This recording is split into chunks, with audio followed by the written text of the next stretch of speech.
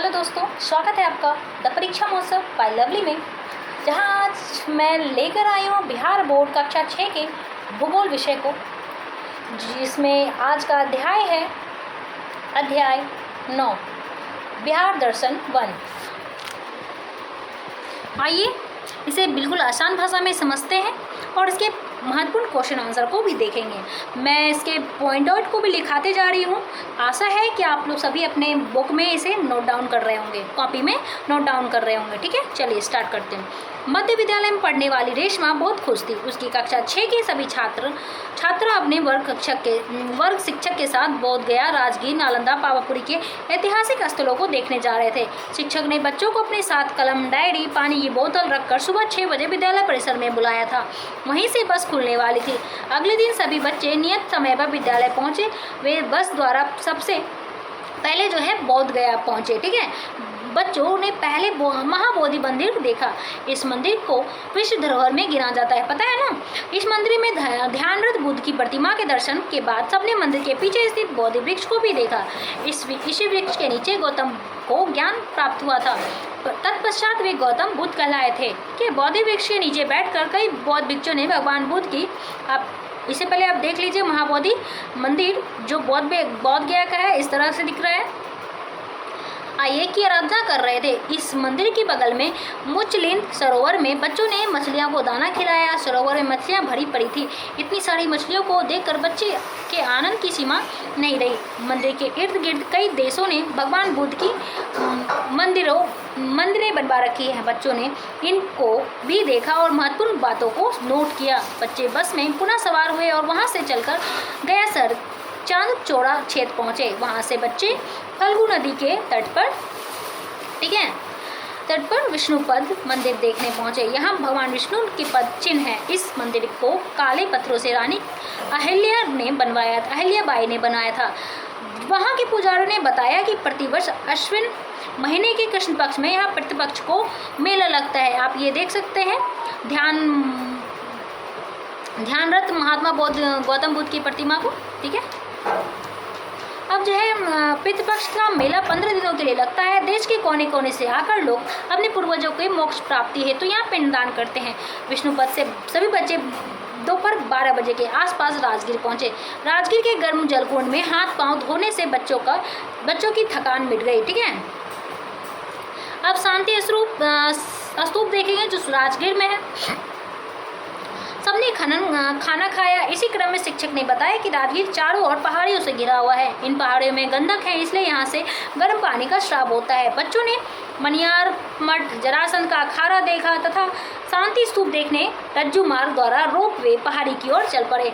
यह शांति स्तूप पहाड़ी पर स्थित सफेद गुंबदाकार स्तूप है, जिसके चारों दिशाओं में महात्मा बुद्ध के 4 प्रतिमाएं अलग अलग मुद्राओं में लगी है। पहाड़ी पर पहुंचने के लिए रज्जू मार्ग की सुविधा उपलब्ध है। पहाड़ी के शीर्ष पर स्थित शांति स्तूप अद्भुत दृश्य प्रदान करता है। यहाँ से चारों ओर पहाड़ियाँ दिखाई पड़ती है। शिक्षक ने मगध के राजा अजातशत्रु और बुद्ध के बारे में कुछ प्रचलित कथा सुनाई। उसके बाद हम सभी वाइल्ड लाइफ की सफारी, घोड़ा कटोरा, झील एवं सीसा पुल, ग्लास ब्रिज देखने गए। वहाँ के मनोरम दृश्य को देखकर मन प्रफुल्लित हो गया। राजगीर से चलकर बच्चे 3 बजे अपराह्न नालंदा पहुंचे। रास्ते में ही शिक्षक ने बच्चों के लिए खाजा मिठाई खरीदा। नालंदा में 5वीं सदी में स्थापित नालंदा विश्वविद्यालय के खंडर को भी देखा। चलिए ये देखिए, इसका 2014 में जो है पुनः उसका उद्घाटन किया गया है। ठीक है, अवशेष रूप में है। यह विश्वविद्यालय ज्ञान विज्ञान के अंतर्राष्ट्रीय केंद्र के रूप में विख्यात था। यहाँ नामांकन के लिए प्रवेश परीक्षा होती थी। देश विदेश से लगभग 10,000 छात्र जो है आते थे। आप ये देखिए, अगर कभी मौका मिले तो पावापुरी जाए जरूर। ठीक है, नालंदा में है। ठीक है, जल मंदिर है। ठीक है, बहुत सुंदर दृश्य है। यहाँ रहकर अध्ययन करते रहते थे। बच्चों ने पुस्तकालय में छात्रावास को देखा। यहीं पर एक संग्रहालय में कई दुर्लभ पांडुलिपियाँ और मूर्तियाँ देखी। एक बच्चों ने किताबें भी खरीदी। यहाँ से सब पावापुरी स्थित जल मंदिर देखने पहुंचे। तालाब के बीचों बीच स्थित जल मंदिर में भगवान महावीर के दर्शन किए। तालाब में मछलियाँ और कमल के फूल प्राकृतिक रूप से मंदिर की शोभा बढ़ा रहे थे। यही वह जगह है जहाँ भगवान महावीर ने शरीर त्याग कर महापरिनिर्वाण प्राप्त किया था। ठीक है, शाम घिर आई थी तभी अतः सभी बच्चे बस में सवार होकर घर लौटने लगे। शिक्षक ने बताया कि बगल में नवादा जिला है, जहाँ का ककोलत जलप्रपात अपने ठंडे जल के लिए प्रसिद्ध है।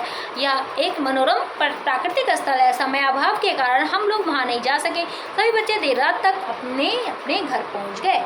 आइए अभ्यास पे आते हैं। गौतम बुद्ध को ज्ञान की प्राप्ति कहाँ हुई थी? तो बोध गया में हुई थी। गया में अवस्थित विष्णुपद मंदिर किसने बनवाया था? तो रानी अहिल्याबाई ने बनाया था। बिहार में गर्म जल कुंड कहाँ स्थित है?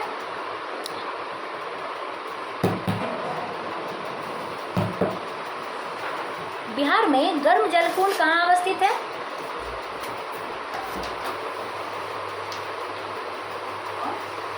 राजगीर में, ठीक है। ककोलत प्रसिद्ध है किसके लिए? ठंडे जल के लिए, ठीक है। अभी हम लोगों ने यहाँ पढ़ा था ककोलत, ये ककोलत जलप्रपात अपने ठंडे के लिए है, जल के लिए। अब आइए, जरासंध का अखाड़ा अवस्थित कहाँ है? वैशाली जरासंध का अखाड़ा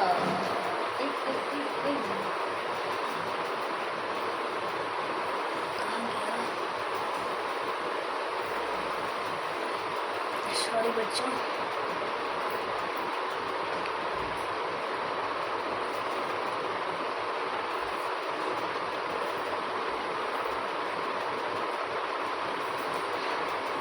हाँ बच्चों ने जरासंध का अखाड़ा देगा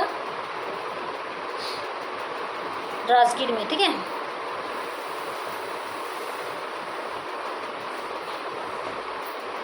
कहाँ है? तो राजगीर में है, ठीक है। पितृपक्ष का मेला कहाँ लगता है? कृष्ण पक्ष में, ठीक है। सॉरी, पितृपक्ष का मेला डैश पक्ष में लगता है, पितृपक्ष में लगता है। और क्या लगता है? यहाँ पे है पितृपक्ष का मेला, भी हम लोगों ने पढ़ा था। कृष्ण पक्ष में, ठीक है। कृष्ण पक्ष में पावापुरी में डैश मंदिर है, जल मंदिर है, ठीक है। महावीर ने डैश में पावापुरी में लिया था। नालंदा विश्वविद्यालय डैश का अंतर्राष्ट्रीय केंद्र था, विश्व का, ठीक है। यहाँ पे हमारा ये चैप्टर खत्म होता है। हम नेक्स्ट वीडियो में मिलेंगे। धन्यवाद।